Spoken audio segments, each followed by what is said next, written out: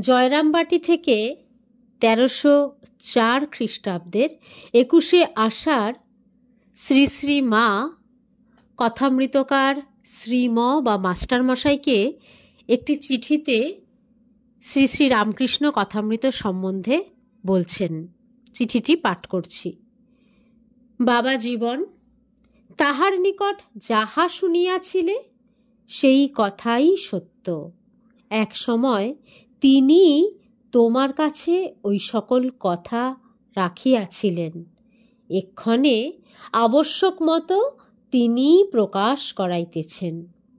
ওই সকল কথা ব্যক্ত না করিলে লোকের চৈতন্য হইবে নাই জানিবে।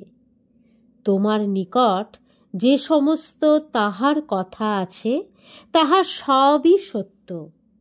আমি একদিন তোমার মুখে শুনিয়া আমার বোধ হইল তিনি ওই সমস্ত কথা বলিতেছেন।